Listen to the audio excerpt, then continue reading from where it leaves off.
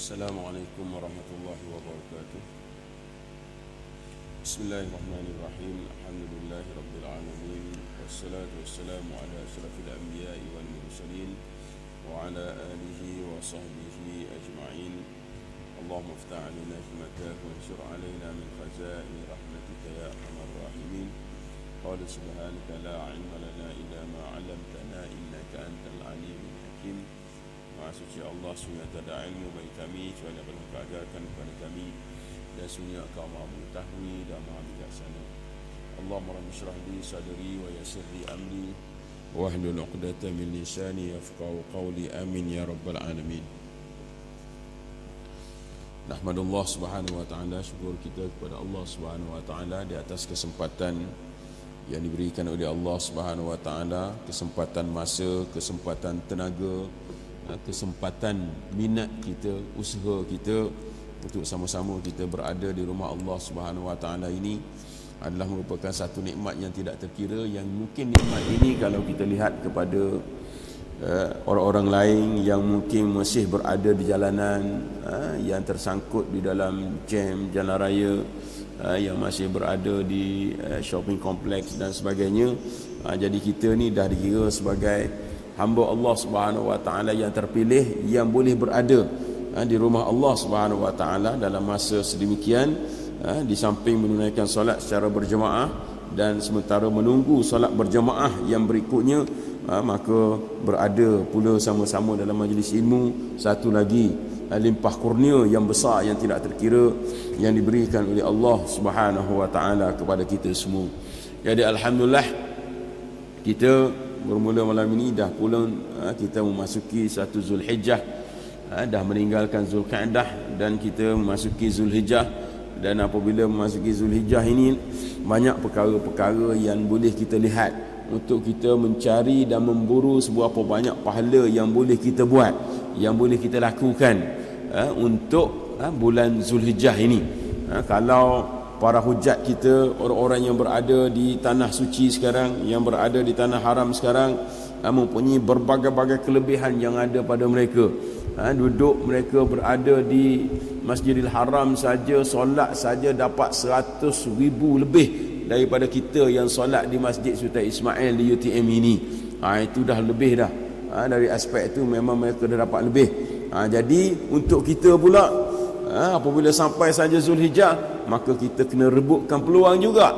Sebab apa? Sebab Allah Subhanahu Wa Taala ni Maha Pengasih dan Maha Penyayang. Allah Subhanahu Wa Taala ini dia berikan juga bagi orang yang tidak berada di sana. Bagi orang yang tidak berada di sana diberikan juga kelebihan oleh Allah Subhanahu Wa Taala.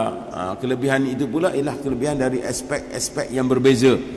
Dari aspek-aspek yang berbeza yang dinyatakan, di mana apabila masuk saja satu Zulhijjah, maka kita kena pastikan sekiranya kita ini adalah antara orang yang berkorban. Maksudnya kita ini di kalangan orang yang mengambil bahagian dalam korban. Maka kita disunahkan ketika ini dah tak boleh lagi kita nak potong kuku kita, nak potong rambut atau nak potong sebarang bulu-bulu yang berada di tubuh badan kita. Itu kita disunahkan sedemikian bagi orang yang nak berkorban. Mula saja masuk satu Zulhijjah, mula saja maghrib malam ni sampailah ke bila? Sampailah kita menyelesaikan ibadat korban kita. Sampai binatang korban kita itu disembelih. Itu barulah boleh kita nak potong kuku, nak potong rambut dan sebagainya. Sunat dan juga sunnah yang boleh kita lakukan. Yang duduk saja buat macam tu pun kita dapat pahala, diberikan ganjaran oleh Allah Subhanahu Wa Taala. Dan perbanyakkan beberapa amalan-amalan sunnah lagi. Terbanyakkan solat berjamaah dalam bulan Zulhijjah ini. Ini di saat-saat kita ni dah berapa hari lagi, 9 hari lagi, tiba dengan Arafah, tiba dengan Yom Arafah, kemudian 10 hari lagi tiba dengan Aidil Adha, kemudian 11 hari lagi, 12 hari lagi, 13 hari lagi tiba pula kita dengan hari-hari tasyrik. Jadi itu adalah merupakan perkara-perkara yang perlu kita berikan perhatian. Tengok apa kata kitab-kitab lama, tengok apa kata tok-tok guru yang lama, kan? Di mana orang yang tidak berada di Arafah pula disunatkan untuk kita berpuasa pula pada hari itu. Maka jangan tinggalkan Kerana kita dapat amalan daripada kita dapatkan itu, kita dapat pula amalan pahala lebih yang diberikan oleh Allah Subhanahu Wa Taala. Dan apabila selepas pada hari Arafat, hari raya Aidil Adha pula, bagi orang yang berkorban pula, Allah tak tahulah berapa banyak yang Allah Subhanahu Wa Taala bagikan kepada orang yang melakukan korban atau yang mengambil bahagian dalam mengambil bahagian korban ini pada hari raya Aidil Adha ataupun pada hari-hari tasyrik yang seterusnya. Sehingga kan Nabi SAW bersabda yang bermaksud, sebelum daripada darah binatang korban itu menitis jatuh ke tanah, cuba bayangkan, sebelum daripada darah itu menitis jatuh ke tanah. Kita kalau kita sembelih binatang korban, sekejap saja darah tu mengalir, memancung, turun, kena tanah dan sebagainya. Tapi dinyatakan sebelum daripada darah tersebut mengalir jatuh ke tanah lagi, Allah dah ambil kira dah amalan yang kita buat itu. Allah dah bagi balasan amalan yang kita buat itu. Daging tak bagi lagi, kan? Daging tak bagi lagi ni, kan? Baru mula nak tumbangkan binatang, baru sembelih, baru darah dia menitis, itu pun Allah Subhanahu Wa Taala menyatakan bahawa ganjaran pahala dah diberikan kepada orang yang berkorban ini, orang yang mengambil bahagian ini. Allah, banyaknya kalau nak ikutkan pahala yang kita dapat. Dan ingat, apabila dah mula masuk Arafah dan juga hari-hari hari raya dan juga hari-hari tasyrik, maka kita disunat dan disunahkan untuk kita bertakbir. Untuk kita bertakbir, beradalah di mana-mana sekalipun, Allahu Akbar, Allahu Akbar, Allahu Akbar. Takbir, berada di mana-mana saja, nak menggambarkan kemenangan kita.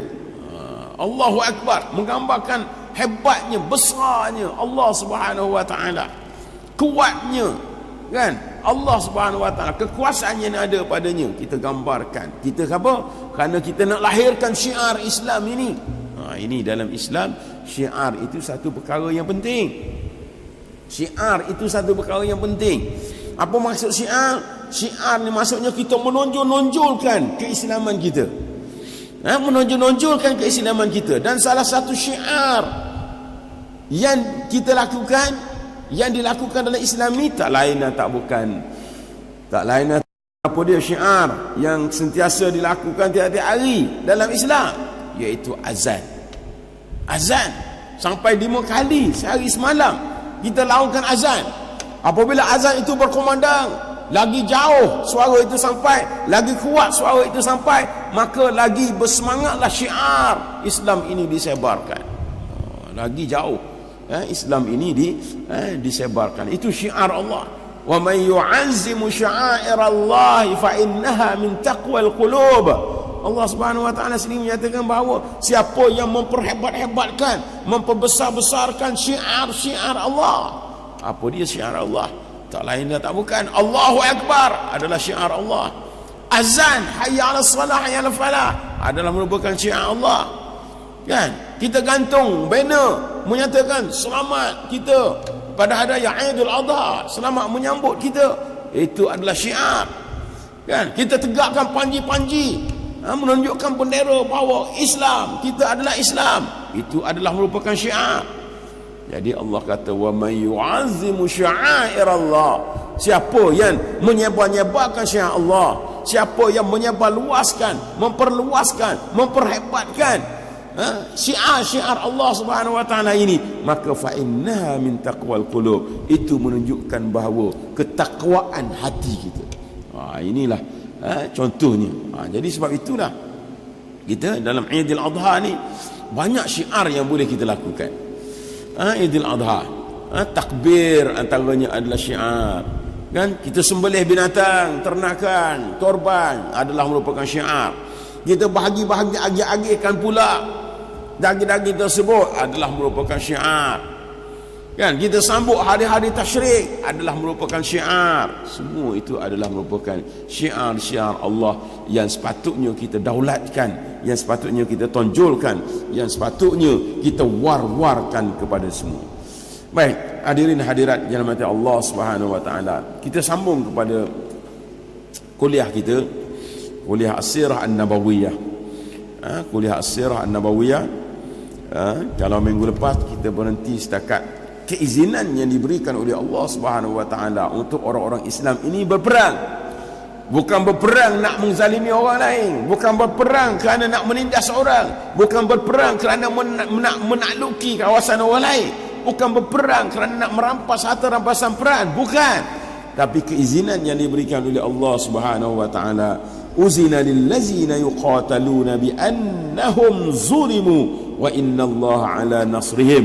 Dia membawa maksud diizinkan berperang bagi orang-orang Islam yang diperangi. Ini istilah yang kita kena tengok. Yuqataluna bi annahum zulimu, iaitu berperang. Kenapa diizinkan kepada orang Islam berperang? Kerana mereka dizalimi. Apabila mereka dizalimi, maka mereka diizinkan berperang. Jadi berperang pada peringkat ini apa namanya? Namanya mempertahankan diri.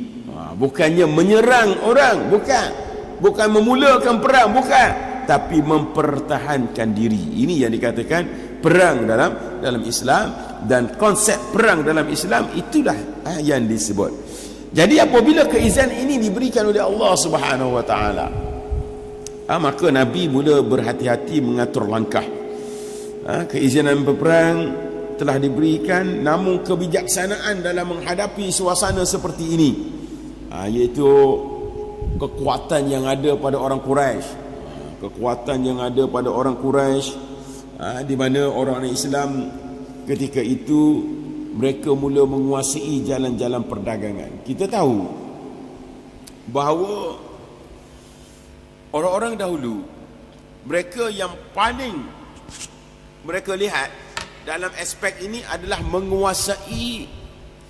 menguasai jalan-jalan perdagangan. Itu yang paling utama sekali, jalan-jalan perdagangan.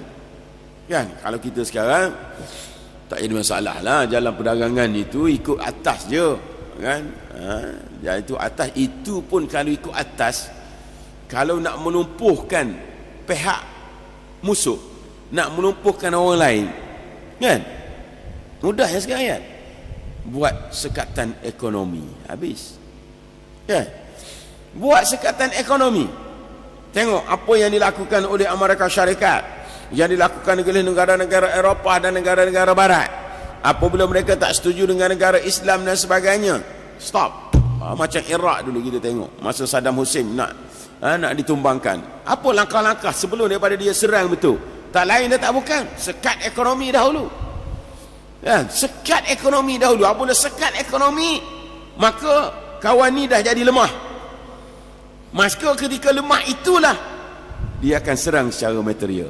Ini taktik yang sejak daripada dulu lagi. Cuma orang dulu ni, zaman Nabi dahulu, dia nak sekat ekonomi, tak boleh tidak ada hubungan jaringan perdagangan antarabangsa semacam hari ni, kan? Cuma apa yang dia dapat buatnya ialah menguasai jalan-jalan perdagangan. Dia macam sekat ekonomi lah tu kalau kita hari ni, buat sekatan ekonomi. Jadi orang Quraisy dalam perjalanan dia nak menuju ke Syam contohnya, kena melalui satu jalan berhampiran dengan Madinah. Tapi kalau Madinah itu orang Islam ada, duk tunggu, mereka tak berani nak lalu, kan? Tak boleh, di situ ada orang Islam, kalau kita lalu jalan ni habis kita. Mereka tak lalu. Itulah yang bermaksud sekatan ekonomi. Jadi sebab itu Rasulullah mengatur strategi ini, di mana diletakkan jalan-jalan perdagangan utama, diletakkan orang Islam, diletakkan tentera-tentera Islam, terutama daripada perjalanan daripada Mekah ke Syam. Kerana orang Mekah, dia nak pergi ke Syam, dia akan melalui kawasan-kawasan yang berhampiran dengan Madinah. Dia akan lalu ikut ni, barulah dia naik semula ke Syam. Baru naik semula ke Syam. Jadi ini strategik yang digunakan oleh Nabi SAW. Nabi telah mengatur beberapa rancangan. Yang pertama, Nabi menghantarkan utusan demi utusan ke jalan perdagangan ini. Ada orang tunggu jalan-jalan ini. Ini tujuan untuk menyekat ekonomi. Dan yang kedua, Nabi mengadakan perjanjian kerjasama. Tengok bijaknya Nabi, dia buat MOA, dia buat perjanjian kerjasama dengan pihak-pihak tertentu, terutama kabilah-kabilah yang menguasai jalan-jalan perdagangan ini. Sebab di sepanjang jalan itu ada dia akan melalui perkampungan, tempat persinggahan untuk dia dapat bekalan air, berehat dan sebagainya. Macam kita RNR sekarang lah. Kalau kita berjalan di highway kan ada RNR, kita nak berhenti. Sebab apa? Berhenti rehat dulu, nak minyak kereta dulu, nak minum kita dulu, nak solat berhenti solat dan sebagainya. Sama juga macam tu. Jadi apa yang Rasulullah buat? Di samping dia hantar tentera ke jalan-jalan ini, Rasulullah juga hantar wakil duta dia jumpa dengan kabilah-kabilah yang menguasai jalan-jalan perdagangan ini, di mana Rasulullah SAW mengadakan MOA, perjanjian dengan mereka, perjanjian damai dengan mereka, perjanjian dengan mereka bahawa mungkin tidak membenarkan orang lain lalu dan sebagainya, kerana mereka yang menguasai kawasan tersebut. Jadi itu betapa cerdiknya Rasulullah atur strategi yang sedemikian. Sebagaimana kalau peringkat dalaman, kita tengok minggu lepas bagaimana Rasulullah duduk saja di Madinah, tengok dia ikat orang Yahudi. Macam mana dia ikat orang Yahudi? Awal-awal lagi dia pegang orang Yahudi, dia buat perjanjian dengan orang Yahudi. Tengok kan, dia awal-awal lagi Rasulullah pegang orang Yahudi, buat perjanjian dengan orang Yahudi. Apa perjanjiannya? Kita dah tengok piagam Madinahnya macam mana, peraturannya macam mana. Orang Yahudi kena kerjasama dengan orang Islam. Orang Yahudi tak boleh kerjasama sekiranya orang daripada luar, pihak luar datang. Orang Yahudi kalau pihak luar datang atau tentera luar datang nak menyerang Madinah, mereka kena berada di samping Rasulullah dengan tentera-tentera Islam ini, membantu dan sebagainya. Mereka kena menyokong segala polisi,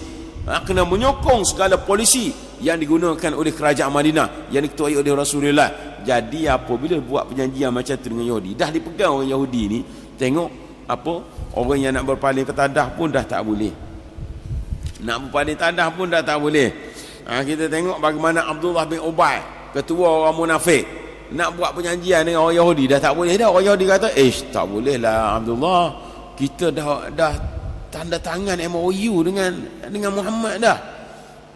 Tak kena lah macam ni. Kalau janji dengan kamu pula, jadi kami melanggar pula. Jadi kalau kami langgar perjanjian, teruk kami lah pula kata. Tengok dia dah tak berani. Orang Yahudi dah tak berani. Sebab apa? Sebab Nabi ambil kesempatan awal lagi, dah pegang dia. Sama juga dengan orang luar, itu orang dalam. Kan orang dalam, orang luar daripada Madinah. Contohnya orang musyrikin Mekah, dia hantar rombongan dia hantar jumpa dengan orang Yahudi, minta tolong. Orang Yahudi pun tak berani juga, walaupun secara diam-diam, secara senyap, tapi mereka tak berani nak declare. Tak boleh nak declare. Sebab apa? Perjanjian dah dibuat. Sama juga dengan kaedah yang digunakan oleh Rasulullah untuk menguasai jalan-jalan peperangan ini. Dan untuk melaksanakan kedua-dua perancangan ini, Rasulullah menjalankan aktiviti ketenteraan secara sulit atau secara rahsia. Secara sulit dan juga secara rahsia. Rasulullah hantar gerakan-gerakan, Rasulullah hantar operasi-operasi secara sulit. Operasi-operasi senyap. Bukan operasi besar-besaran, tapi dia hantar perisik-perisik. Ini tengok bijaknya Rasulullah. Dia bentuk operasi-operasi yang ditubuhkan daripada kalangan perisik-perisik tentera Islam, dan berdasarkan kepada hasil siasatan dan juga maklumat sulit yang diperolehi daripada perisik-perisik inilah Rasulullah gunakan. Perisik-perisik ini dihantar ke operasi di beberapa buah tempat di keliling Madinah atau jalan-jalan laluan-laluan yang menuju ke Mekah dan sebagainya. Inilah yang dihantar, dan disitulah Rasulullah mendapat banyak maklumat sulit yang tentang pergerakan kafilah-kafilah daripada Madinah nak pergi ke Syam.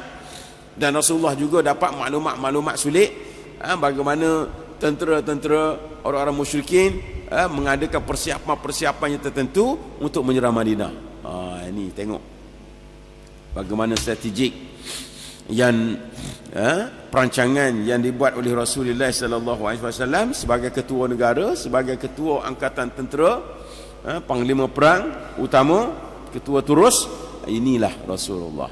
aturnya sebagai sedemikian rupa, diperhebatkan.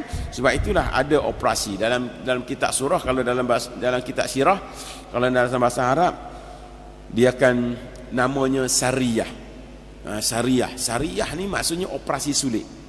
Kalau kita sekarang adalah kumpulan-kumpulan operasi sulit sariyah yang dijalankan oleh Rasulullah lantik Hamzah bin Abdul Muttalib, iaitu bapa saudara dia, untuk menguasai satu operasi sulit Saiful Bahri. Nama kod operasi itu adalah Saiful Bahri. Ketuanya ialah ketua perisik Hamzah bin Abdul Muttalib, bapa saudara Nabi sendiri dia lantik. Ini bulan Ramadan, berjalan dalam bulan Ramadan. Memimpin operasi ini Hamzah bersama dengan 30 orang muhajirin menyekat rombongan perdagangan Quraisy yang datang daripada Syam. Dia sekat rombongan yang datang daripada Syam nak pergi ke Madinah. Daripada Syam pun dia sekat Madinah. Kumpulan lain sekat daripada Mekah nak pergi ke Syam. Ini diatur oleh Nabi. Dan dalam rombongan ini kita tengok bagaimana Abu Jahal bin Hisham tak dapat nak pergi, tak dapat nak balik. Dia bersama dengan 300 orang Quraisy tak dapat nak balik. Sebab apa? Sebab mereka juga dapat risikan bahawa akan datang kumpulan-kumpulan operasi daripada tentera Islam ini. Jadi bertembung kedua-dua pihak. Pernah berlaku peperangan secara kecil-kecilan sebelum Perang Badar ni. Kena ingat, ini sebelum berlakunya Perang Badar. Perang Badar first perang dalam Islam. Tapi sebelum Perang Badar itu sebenarnya dah berlaku, orang kata macam serangan-serangan secara kecil-kecilan yang menggunakan kumpulan operasi sulit ini. Ini yang dijalankan. Dan Abdullah Hamzah bin Abdul Muttalib ketika ini membawa bendera putih sebagai lambang kepada kumpulan tentera Islam. Operasi Rabi'ah atau Sariyah Rabi'ah diketuai oleh Ubaidah bin Al-Haris. Juga Rasulullah hantar bersama 60 orang muhajirin yang berkenderaan. Boleh sebut berkenderaan itu unta dengan kuda lah. Maksudnya tentera yang mempunyai unta dan juga berkuda. Mereka juga terserempak dengan Abu Sufyan yang membawa seramai 200 anggota di persimpangan Rabi'ah. Dan kedua-dua ini saling berbalas panah memanah dan sebagainya, tapi tak sampai kepada satu pertempuran.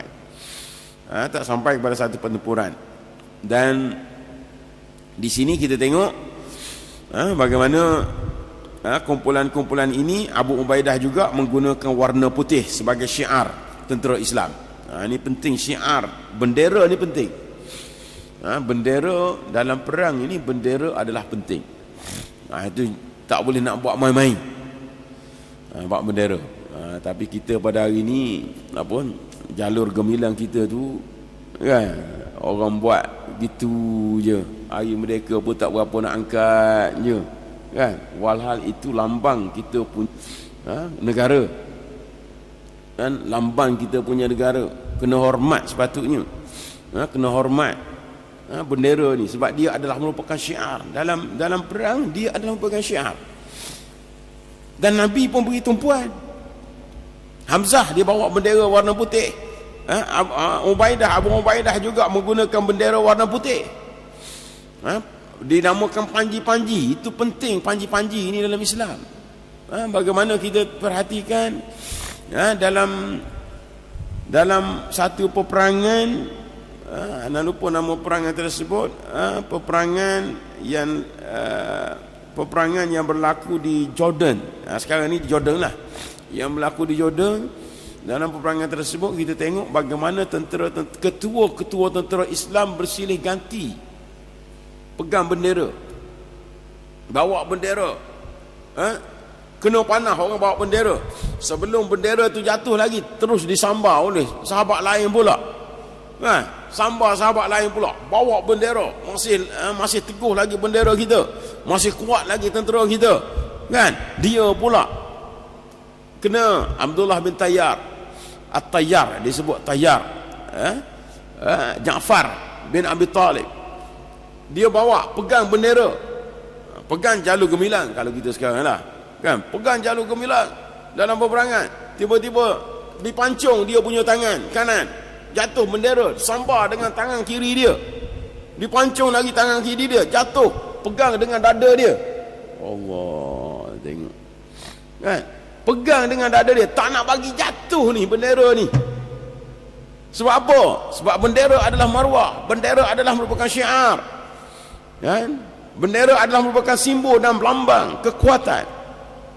Pegang dengan dada dia, kepit dengan kedua-dua bahu dia, tangan dah tak ada dah, tangan dah tak ada dah, kepit dengan kedua-dua bahu dia.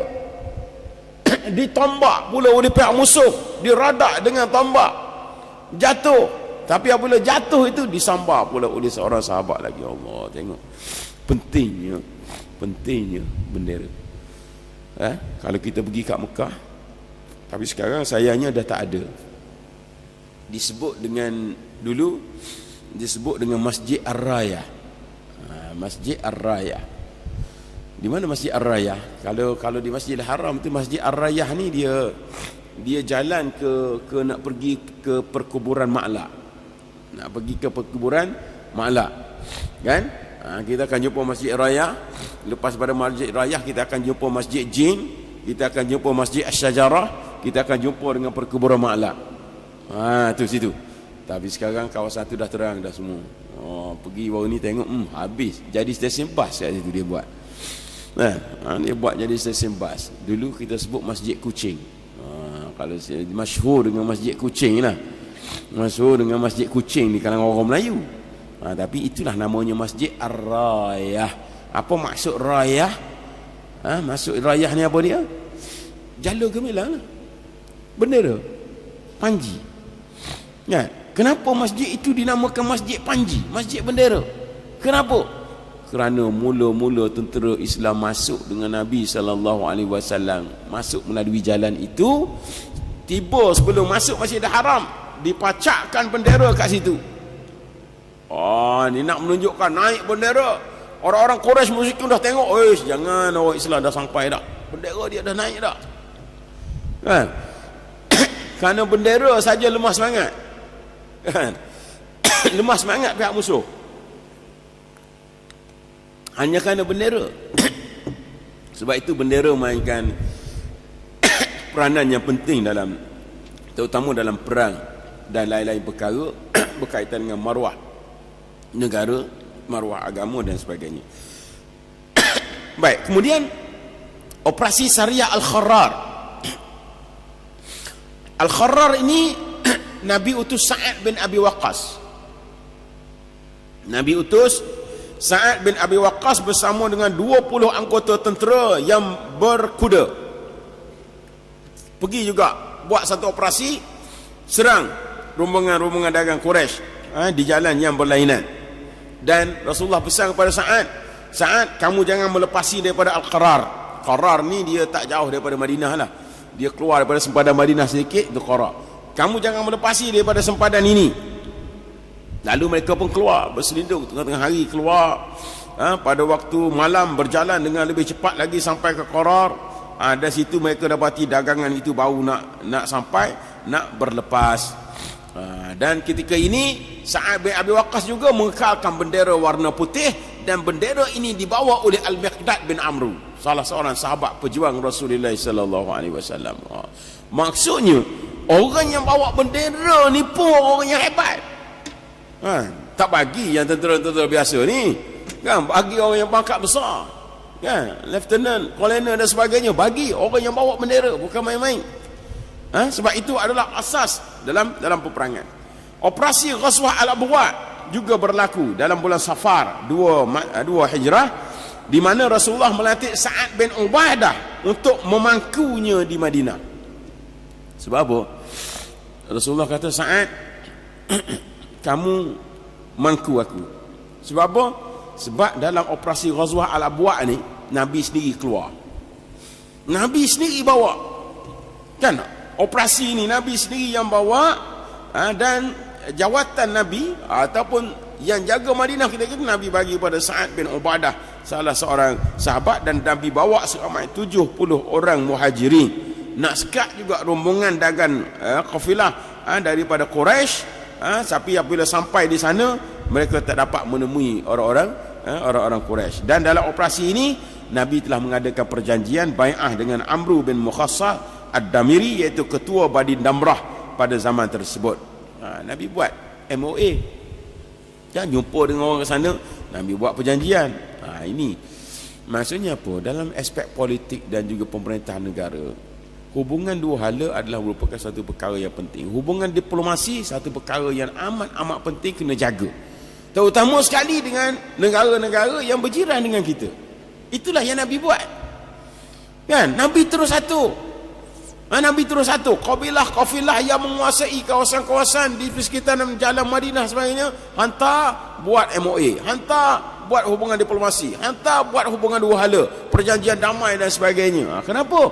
Kerana itulah strategi pemerintahan sebuah negara, strategi politik yang diatur oleh Rasulullah sallallahu alaihi wasallam sampai ke tahap yang sedemikian. Dan Rasulullah juga bawa bendera warna putih ketika ini. Dan siapa yang bawa bendera masa Rasulullah? Kan? Bendera ni takkan ketua sendiri nak bawa.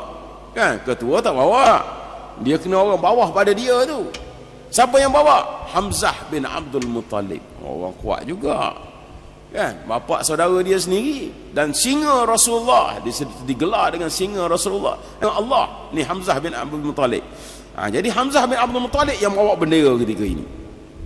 Kemudian Ghazwah buat. Rasulullah keluar juga bersama dengan 200 orang sahabat menyekat rombongan dagang Quraisy yang disertai oleh Umayyah bin Khalaf. Umayyah bin Khalaf ni memang sebaris dengan Abu Jahal, dengan Abu Sufyan lah ni. Orang hebat dia juga. Jadi Rasulullah keluar bawa bersama dan mereka bawa 200 orang dan 2,500 ekor unta. Rasulullah sampai dibuat tapi tak berlaku pertembungan. Mereka pintas lari ikut jalan lain. Takut nak bertembung. Jadi dalam operasi ini Rasulullah latih Sa'ad bin Mu'az untuk mangku jawatan khalifah di Madinah, untuk ganti Rasulullah di Madinah. Dan operasi ini juga membawa bendera putih. Dan siapa yang bawa bendera?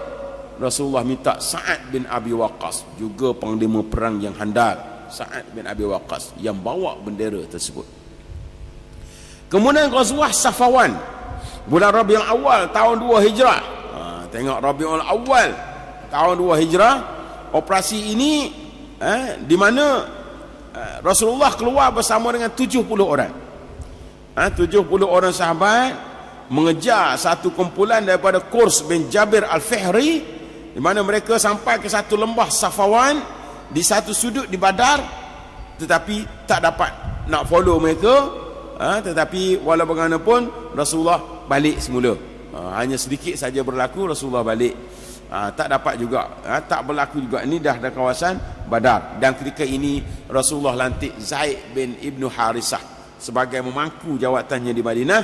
Dan operasi tentera ini menggunakan juga warna bendera putih. Dan siapa yang pegang bendera ini ketika itu? Rasulullah minta Ali bin Abi Talib. Orang kuat juga. Orang kuat juga. Maksudnya dalam bab ini memang kena orang-orang yang kuat saja. Kemudian Ghazwah Dil Ushairah. Pada Jamadul Awal dan juga Jamadul Akhir, Rasulullah keluar bersama 150 orang. 150 orang muhajirin keluar. Dan keluar dengan 30 ekor unta yang ditunggangi secara bergilir-gilir, juga untuk menyekat kafilah daripada Mekah ke Syam. Kerana Rasulullah mendapat maklumat, risikan daripada perisiknya, bahawa mereka membawa harta orang-orang Quraisy, harta yang banyak dalam perjalanan. Inilah sebab itu Rasulullah keluar mencari, tetapi tidak berlaku sebagaimana yang diharapkan juga. Peperangan yang besar tidak dapat berlaku, kerana pertembungan tidak berlaku juga dalam ini. Dan bendera yang digunakan oleh Rasulullah dalam operasi ini juga berwarna putih. Dan bendera ini dipegang sekali lagi oleh Hamzah bin Abdul Muttalib. Hamzah bin Abdul Muttalib juga yang bawa bendera ni. Kemudian operasi seterusnya operasi Nakhlah dalam bulan Rajab 2 Hijrah juga. Rasulullah telah mengutuskan Abdullah bin Jahsy ke Nakhlah bersama dengan 12 orang muhajirin, dan setiap daripada mereka bergilir-gilir menunggang seekor unta. Bawa seekor unta je, 12 orang gilir-gilir menunggang unta tersebut. Dan dalam ini Rasulullah bagi satu surat kepada Abdullah bin Jahsy, pesan kepada Abdullah jangan dibaca melainkan setelah berjalan selama 2 hari baru boleh baca surat ni, baru boleh buka baca. Ini salah satu cara Rasulullah bagi kepada kepada tentera dia. Jadi setelah 2 hari berjalan, Abdullah ni pun bukalah surat tu. Dalam surat tu apa dia kata? Rasulullah tulis kata, apabila engkau membaca suratku ini, maka teruslah berjalan sampai ke Nakhlah. Nakhlah ni antara Mekah dengan Taif. Jauh tu. Kan jauh antara Mekah dengan Taif. Engkau berjalanlah terus sampai ke Nakhlah, dan di situ engkau intiplah rombongan dagang Quraisy dan kumpulkan maklumat untuk kami. Nak kumpul maklumat je, nak dapat maklumat sulit ni. Ya, bukan main-main, just mendapatkan maklumat sahaja. Kemudian Abdullah memberitahu sahabat-sahabatnya tentang isi kandungan surat tersebut. Jadi Abdullah kata, siapa yang nak mati syahid ikut aku, sebab beginilah surat Rasulullah, minta kita pergi, tapi siapa yang takut boleh balik. Sampai tak macam tu sekali dia beritahu kepada tentera-tentera dia. Dan Abdullah kata, aku memang akan pergi. Di sinilah kita tengok bagaimana situasi ini berlaku, sehinggalah Abdullah bin Jahsy sampai ke Nakhlah. Di sana dia tengok satu rombongan dagang orang Quraisy yang bawa buah-buah anggur kering, bawa aneka jenis barang perdagangan dan sebagainya. Dan dalam rombongan itu ada Amru bin Al-Hadrami, Osman bin Naufal, iaitu anak kepada Abdullah bin Al-Mughirah, dan juga Al-Hakam, seorang khadam daripada Bani Al-Mughirah. Maka pasukan Islam ini berbincang dengan mereka. Lalu setelah perbincangan itu dibuat, akhirnya mereka bersetuju. Mereka bersetuju untuk tidak melakukan peperangan tersebut. Tapi walaupun terjadi satu kes, satu isu, di mana ketika itu seorang tentera Islam telah memanah Amru bin Al-Hadrami, anak kepada Hadrami ini, hingga mati. Dan mereka menawan Osman bin Al-Hakam, dan kemudian Naufal pula terlepas. Kemudian mereka bawa barang-barang dagangan ini beserta dengan 2 orang tawanan itu balik ke Madinah. Dan mereka mengasingkan 1/5 daripada harta tersebut sebagaimana ghanimah yang diberikan dalam Islam. Tapi walaupun Rasulullah tak setuju. Sampai di mana Rasulullah tak setuju dengan tindakan mereka. Rasulullah kata apa? Rasulullah kata, aku bukan suruh kamu berperang. Bukan suruh kamu berperang. Ni isu tak ikut arahan ni. Isu tak ikut arahan. Sebab apa? Sebab perkeliling yang Rasulullah bagi pada Abdullah bin Jahsy suruh cari maklumat je, bukannya suruh berperang. Jadi apabila balik semikian, Rasulullah kata, aku tak setujulah kalau macam ni. Aku tak suruh kamu berperang, sebab ini bulan haram berperang.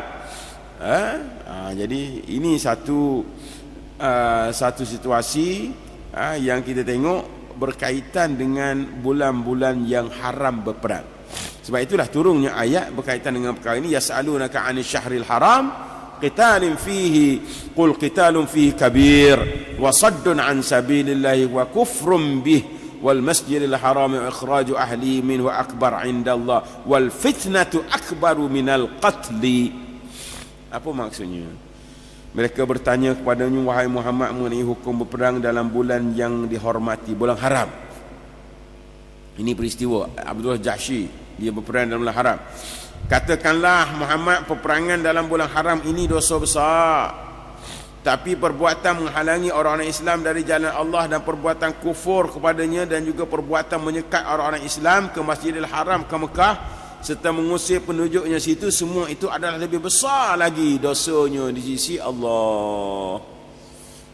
Maksudnya usir orang Islam itu lebih besar lagi di sisi Allah. Dan ingatlah, angkara fitnah itu lebih besar dosanya daripada pembunuhan. Angkara fitnah itu lebih besar lagi dengan nak dibandingkan dengan pembunuhan atau peperangan yang berlaku pada bulan yang dihormati. Dan orang-orang kafir sentiasa memberi angihan kamu sehinggalah kamu mahu memalingkan mereka daripada agama kamu, dan seterusnya. Di mana wahyu ini diturunkan oleh Allah Subhanahu wa taala dengan terang menjelaskan apa yang dilakukan oleh orang musyrikin untuk menimbulkan keraguan terhadap tindakan para pejuang Islam tidak ada asasnya. Ini kerana kehormatan bulan suci semuanya telah dinodai melalui tindakan mereka memerangi Islam dan menindas menganutnya. Maka selepas pada peristiwa ini kita tengok bagaimanakah para sahabat mengambil pengajaran daripada apa yang berlaku berdasarkan kepada peristiwa ini. Jadi kita tengok beberapa insiden yang berlaku. Beberapa insiden yang berlaku itu ialah merupakan insiden-insiden yang tidak membawa kepada peperangan yang besar. Tapi bagaimanapun apa yang berlaku di antara Abdullah bin Jahsy ini telah membimbangkan orang-orang Quraisy Mekah. Mereka dah bimbang dah. Kalau macam ni nampak macam orang Islam ni macam dah kuat sangat. Ini nak tunjukkan macam dah kuat sangat dalam situasi-situasi yang sedemikian. Dan kalau kita tengok dalam keadaan inilah, kalau kita perhatikan insiden operasi Abdullah bin Jahsy ini adalah merupakan satu tamparan yang kuat kepada orang-orang musyrikin. Satu tamparan yang begitu kuat kepada orang-orang musyrikin. Mereka dah jadi bimbang, dah jadi takut dalam situasi-situasi yang sedemikian. Inilah yang berlaku kalau kita perhatikan perkara-perkara yang membawa kepada peperangan Badar. Maksudnya apa? Nak diceritakan di sini bahawa apabila perang Badar itu berlaku, dari aspek moralnya orang-orang musyrikin dah kalah. Itu tak pelik. 3,000 dalam 300 orang kalah yang 3,000. Kan? Sebab apa? Sebab dari aspek ini, dari aspek moralnya orang-orang musyrikin Mekah dah mula rasa bimbang, dah mula rasa kalah dan sebagainya. Kerana seolah-olah Abdullah bin Jahsy itu dah bawa balik tawanan perang dan sebagainya, dah rampas harta rampasan perang mereka. Seolah mereka dah kalah kat situ.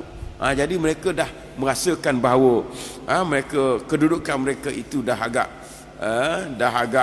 tergugat dalam situasi-situasi yang demikian. Dan satu perkara lagi yang memberikan dokongan kepada orang Islam, sebab di saat-saat inilah berlakunya perpindahan kiblat daripada Baitul Maqdis ke Baitullahil Haram di Makkahil Mukarramah. Inilah yang kalau kita lihat nanti minggu depan, bagaimanakah peristiwa ini telah memberikan sokongan moral yang lebih kuat lagi menjelang berlakunya perang Badar.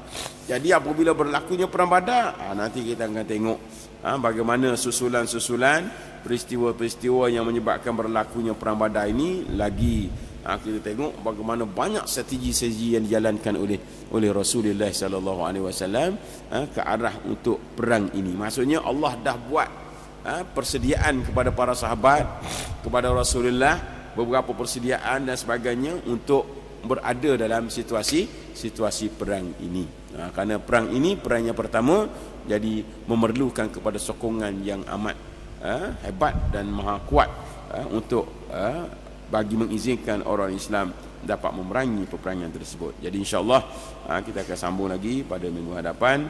Aku qauli hadza wa astaghfirullahal azim li wa lakum. Wassalamualaikum warahmatullahi wabarakatuh. Subhanakallahumma wa asyhadu an la ilaha illa anta astaghfiruka wa atubu ilaik. Bismillahirrahmanirrahim. Wal 'asri innal insana lafi khusr illa allazina amanu wa 'amilus solihat wa tawasaw bil haqq wa tawasaw bis sabr.